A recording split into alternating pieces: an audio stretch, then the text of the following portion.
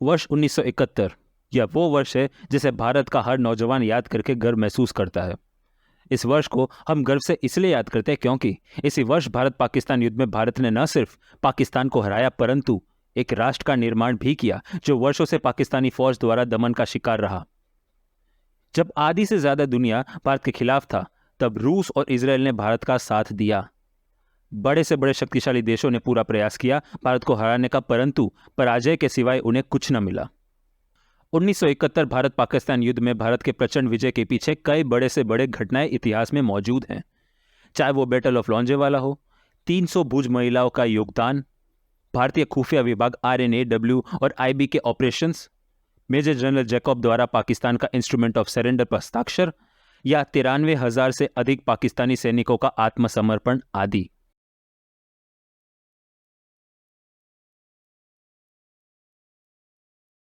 इन सब के अतिरिक्त और भी कई सारे मिलिट्री ऑपरेशन है जिसके बारे में हम ज्यादा कुछ नहीं जानते। इन्हीं ऑपरेशन में से एक ऑपरेशन ऐसा भी था जिसकी वजह से भारत को युद्ध में विजय मिला। 14 दिसंबर 1971 भारतीय वायुसेना ने एक ऐसे हैरत अंगेज ऑपरेशन को लॉन्च किया जिसके बारे में शायद से ही आप लोगों को पता हो। दोस्तों, हमने 1971 भारत पाकिस्तान युद्ध पर 2 वीडियोस बनाए हैं। यह वीडियो भारत पाकिस्तान युद्ध श्रेणी का तीसरा वीडियो है और हम आपसे वादा करते हैं कि भविष्य में हम और भी कई वीडियोस इस विषय पर आपके समक्ष प्रस्तुत करेंगे। बात है दिसंबर 1971 की, जब पाकिस्तान फौज अपने सामने भारतीय सेना का पूर्व पाकिस्तान में बढ़ता प्रभुत्व देख रहा था। पाकिस्तान ने जितने भी हथकंडे अपनाने थे अपना लिए। भारतीय वायुसेना ने पश्चिम क्षेत्र से पाकिस्तानी वायुसेना की ऐसी कमर तोड़ी कि पाकिस्तान अपनी वायुसेना को पूर्व क्षेत्र में भेजने लायक न रहा। बात करें पूर्व पाकिस्तान में रहे पाकिस्तानी सेना की स्थिति तो संख्या 1 लाख से भी अधिक था। मतलब भारतीय सेना को संघर्ष करना पड़ेगा यही सोचकर सबसे पहले मुक्ति बाहिनी तक शस्त्र पहुंचाने का काम किया गया। इन सब से अधिक जरूरी था पाकिस्तानी राजनेताओं के आत्मविश्वास को तोड़ना। 14 दिसंबर 1971 की सुबह ढाका के इंटरकॉन्टिनेंटल होटल में टेलीफोन ऑपरेटर ने एक कॉल को रिसीव किया। यह call united nations high commissioner for refugee representative John Kelly के लिए था। जॉन कैली ने कहा, हेलो, हु इज देयर? सामने से जवाब आया, हेलो सर, मैं पूर्वी पाकिस्तान का प्रतिनिधि बोल रहा हूं। पूर्वी पाकिस्तान के गवर्नर डॉक्टर A मलिक आपसे बात करना चाहते हैं। अगले ही पल पूर्व पाकिस्तान गवर्नर डॉक्टर अब्दुल मोतालिब मलिक ने जॉन कैली से कहा, कैसे हैं आप सर? आपका बहुत जरूरी काम है हमें। क्या आप आज अपने साथी पीटर वेलर के साथ गवर्नर हाउस आ सकते हैं? सामने से जवाब आया, हाँ क्यों नहीं, परंतु मिलने की कोई खास वजह? जी, दरअसल मैं और हमारे मंत्रिमंडल आपसे हाल के परिस्थिति के विषय में आपसे सलाह लेना चाहते हैं। ठीक है, मैं आपसे गवर्नर हाउस में मिलूंगा। और एक बात, हो सके तो अपने साथ रेड क्रॉस के प्रतिनिधि को भी साथ लेकर आइए। आखिरी बात, किसी को भी इस मीटिंग की भनक न लगे। जी, मैं इस बात का ध्यान रखूंगा। दोनों ने फोन रखा। उनके अनुसार यह बैठक गुप्त रहेगी, लेकिन भारत के लिए यह मीटिंग गुप्त नहीं थी। बात दरअसल ऐसी है कि उस वक्त उनके इस टेलीफोन कॉल को भारतीय वायुसेना और पूर्वी भारतीय सेना के वायरलेस इंटरसेप्ट यूनिट ने इंटरसेप्ट कर लिया था। इस बातचीत से यह भी पता चला कि बैठक में पूर्वी पाकिस्तान के मार्शल लॉ एडमिनिस्ट्रेटर और पूर्वी पाकिस्तान की वायुसेना प्रमुख भी उपस्थित होंगे। पूर्वी कमान के intelligence head lieutenant colonel PC Bhalla ने सुबह 9:30 बजे इस बातचीत की ट्रांसक्रिप्ट पूर्वी कमान के chief of staff major general JFR Jacob के पास ले गए। ट्रांसक्रिप्ट पाते ही मेजर जनरल JFR जैकब ने तुरंत ही शिलोंग में पूर्वी वायु कमान प्रमुख air vice marshal Charandas Gurudas Devashar को संपर्क किया। दोनों ने तय किया कि भारतीय वायुसेना ढाका गवर्नमेंट हाउस पर हमला करेगा। वजह था पाकिस्तानी सेना पर मानसिक दबाव डालना ताकि वह जल्द से जल्द अपने शस्त्र डाल दें। आखिर में हमला करने का समय तय हुआ। ठीक उसी दिन यानी 14 दिसंबर 1971 दोपहर 12 बजे भारतीय वायुसेना ढाका गवर्नमेंट हाउस पर आक्रमण करेगा। भारतीय वायुसेना के पूर्वी कमान को मीटिंग के 1 घंटे पहले बताया गया कि हमला ढाका गवर्नमेंट हाउस पर ही किया जाएगा। एक बड़ी समस्या भारतीय वायुसेना के सामने खड़ी हुई। दरअसल उस वक्त सूचना पहुंचाने में गड़बड़ी हो गई।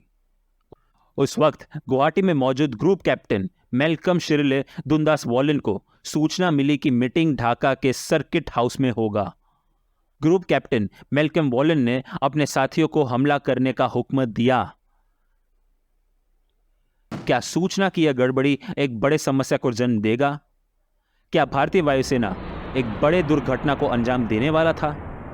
जानने के लिए देखिए आज हमारे चैनल में 1971 भारत पाकिस्तान युद्ध श्रेणी के 30वें वीडियो IAF 71 को।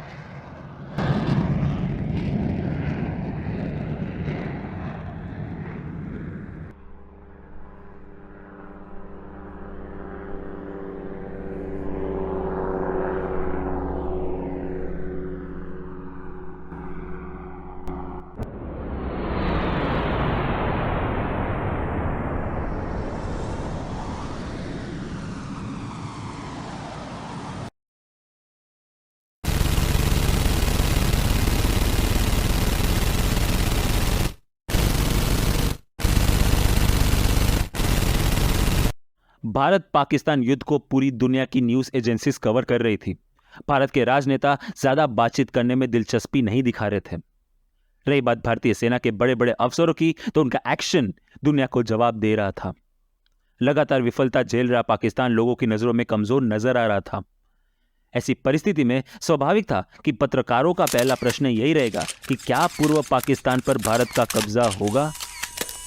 बड़े से बड़े पत्रकारों के प्रश्नों का उत्तर दे रहा था पाकिस्तान फौज का अधिकारी lieutenant general Amir Abdullah Khan Niazi, AKA lieutenant general AAK Niazi. एक प्रेस मीटिंग के दौरान पत्रकार ने उनसे पूछा कि निकट भविष्य में पाकिस्तानी फौज का युद्ध में क्या रुख रहेगा। बड़े ही कड़क और आत्मविश्वास भरे शब्दों में जनरल नियाजी ने कहा, we will fight to the last. यह वाक्य ने दुनिया को बताया कि पाकिस्तान भारत से कड़ा मुकाबला करेगा। बाहर से पाकिस्तानी सेना अध्यक्ष से लेकर बड़े बड़े राजनेता खुद को जितना ताकतवर दिखा रहे थे, अंदर से वह एक दूसरे के सामने खुद को खोखली नजरों से देख रहे थे। 14 दिसंबर 1971 ढाका गवर्नमेंट हाउस में दोपहर 12 बजे पाकिस्तानी मंत्रिमंडल के बीच ढाका के विषय पर चर्चा सत्र चल रहा था। कुछ ही देर में संयुक्त राष्ट्र के प्रतिनिधि जॉन कैली वहां आ पहुंचे। मीटिंग के बीच से गवर्नर डॉक्टर AA मलिक उन्हें रिसीव करने पहुंचे। डॉक्टर AA मलिक के चेहरे पर चिंता के भाव मंडरा रहे थे। जॉन कैली भी समझ चुके थे कि गवर्नर AA मलिक किसी बात से ज्यादा परेशान है। ज्यादा समय न लेते हुए गवर्नर AA मलिक ने पूछ ही लिया, आपका ढाका में चल रही परिस्थितियों का क्या आकलन है। जॉन कैली ने बात को बिना घुमाए कहा, देखिए इस वक्त पूर्व पाकिस्तान में मुक्ति बाहिनी का जोश ज्यादा दिख रहा है। शायद से उनका निशाना निकट भविष्य में आप और आपका मंत्रिमंडल होगा। तो क्या इस समस्या से निपटने का आपके पास कोई उपाय नहीं है? एक उपाय है, आप और आपके मंत्रिमंडल को अपना स्थान बदलना होगा। आप अगर चाहें तो सभी मंत्रियों के साथ होटल इंटरकॉन्टिनेंटल में शरण ले सकते हैं। हम आपकी सुरक्षा की व्यवस्था तय कर लेंगे, परंतु उसके लिए आपको और तमाम मंत्रियों को अपने पदों से इस्तीफा देना होगा। नहीं, यह सही नहीं होगा। अगर मैंने ऐसा किया तो भविष्य में इतिहास में मुझे युद्ध के मैदान से भागा हुआ डरपोक नेता कहा जाएगा। मैं आपकी समस्या को समझ सकता हूं। आप अपने निर्णय पर अटल रह सकते हैं। मिस्टर कैली जॉन, क्या आप मेरी एक और सहायता कर सकते हैं? बताइए क्या चाहते हैं आप मुझसे? मैं चाहता हूं कि आप मेरी पत्नी और बेटी को इंटरकॉन्टिनेंटल होटल में शरण दें। मैं नहीं चाहता कि उनकी जान को कोई खतरा पहुंचे। मैं चाहता हूं कि आप मेरे परिवार की सुरक्षा को सुनिश्चित करें। उस वक्त गवर्नर डॉक्टर AA मलिक काफी चिंतित और डरे हुए लग रहे थे। कुछ सेकंड्स जॉन कैली चुप रहे और कहा, मैं यह काम कर सकता हूं और आपके परिवार की रक्षा की पूर्ण जिम्मेदारी भी ले सकता हूं, परंतु मैं अंतर्राष्ट्रीय मीडिया की जवाबदारी नहीं ले सकता। उन्होंने अगर यह खबर छाप दी तो पूरी दुनिया को लगने लगेगा कि युद्ध में पाकिस्तान फौज के प्रति आपका विश्वास न रहा, और क्या पता इससे परिणाम पाकिस्तान के विरुद्ध भी आ सकता है। गवर्नर डॉक्टर AA मलिक और जॉन कैली के बीच बातचीत चली रही थी कि बमों के फटने की आवाज ढाका गवर्नमेंट हाउस में गूंजी। भारतीय वायुसेना ने गवर्नमेंट हाउस पर हमला कर ही दिया।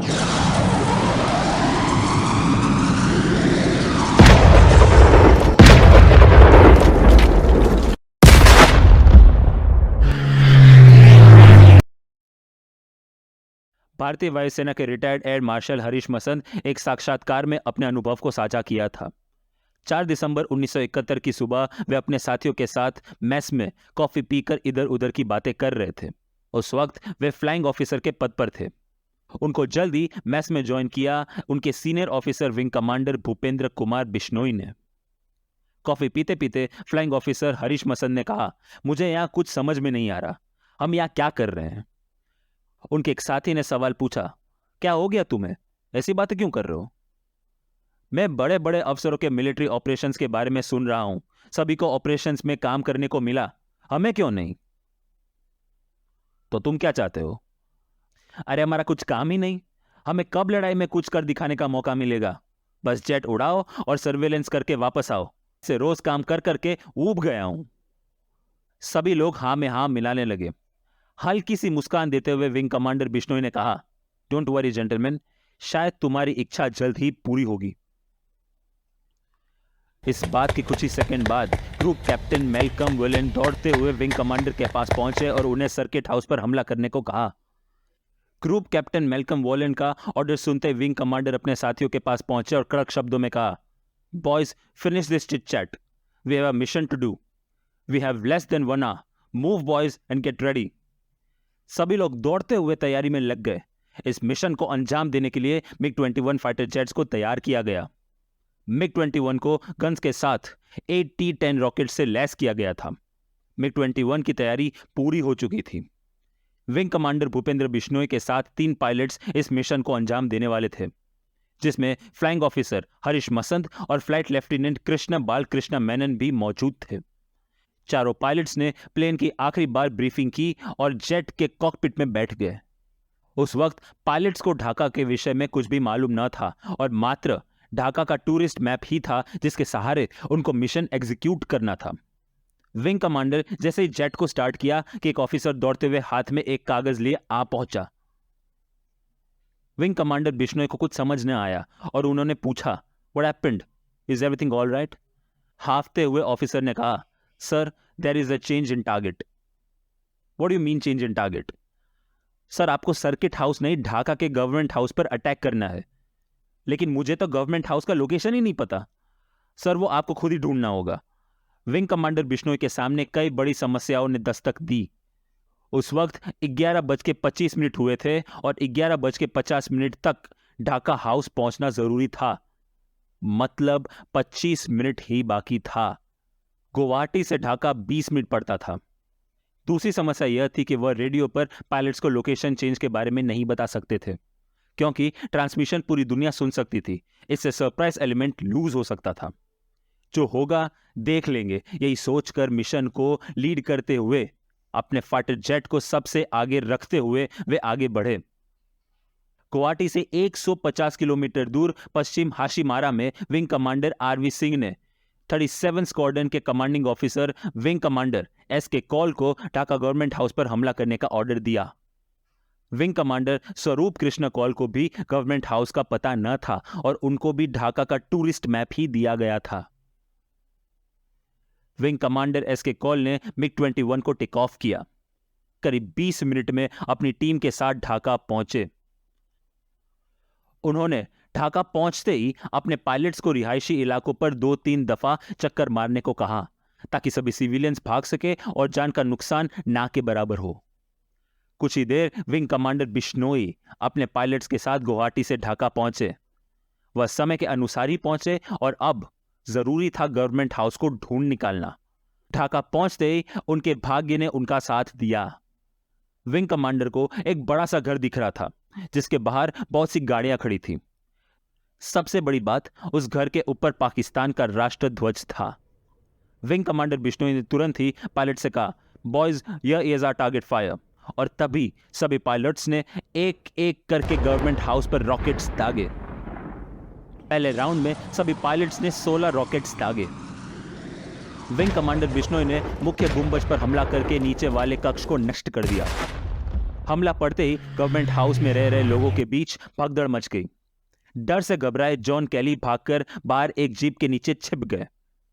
हमले के दौरान उनकी नजर उनके सेक्रेटरी मुजफ्फर हुसैन पर पड़ी, जिसका चेहरा डर से पीला हो पड़ा था। जॉन केली भागकर पास वाले बंकर के पास पहुंचे तो देखा कि बंकर पाकिस्तानी सैनिकों से भरा पड़ा था। कुल मिलाकर विंग कमांडर बिश्नोई और उनके 3 पायलट्स ने कुल मिलाकर 128 रॉकेट्स दागे। उनके जाने के बाद विंग कमांडर एसके कॉल और बाकी के पायलट्स ने हमला किया और 2 चक्कर भी लगाए। इस पूरे 4 हमले में 192 रॉकेट्स दागे गए। मिग 21 फाइटर जेट्स पर पाकिस्तान के कुछ एंटी एयरक्राफ्ट आर्टिलरी ने हमला किया, परंतु मिग 21 के एक भी फाइटर जेट को नुकसान न पहुंचा। जॉन केली अपने साथियों के साथ जल्दी यूनाइटेड नेशंस के दफ्तर में पहुंचे। डर से उनकी हालत बहुत खराब लग रही थी। उन्होंने वहां के अफसरों से गवर्नमेंट हाउस में हुए घटना के बारे में बताया। अफसरों ने जॉन केली को सुझाव दिया कि वह उनके साथ गवर्नमेंट हाउस वापस चले नुकसान का पता लगाने। जॉन केली वापस जाने को तैयार न थे। उन लोगों ने कहा कि भारतीय लड़ाकू विमान हमले के बाद दोबारा वापस नहीं लौटेगी। जॉन केली तैयार हुए और अफसरों के साथ वापस ढाका के गवर्नमेंट हाउस पहुंचे। वहां देखा कि गवर्नमेंट हाउस को बहुत नुकसान पहुंचा है। जॉन केली एक तरफ खंडर पड़े ढाका हाउस को देखा तो दूसरी तरफ गवर्नर एएम मलिक को अपने साथियों के साथ अपने इस्तीफे के विषय पर बातचीत करते हुए भी देखा। जॉन केली उनके तरफ आगे बढ़े कि फिर भारतीय वायुसेना की तरफ से 2 लड़ाकू विमान वापस आए। इस बार विंग कमांडर एसके कॉल और फ्लाइंग ऑफिसर हरीश मसन ने गन शॉट जारी रखा।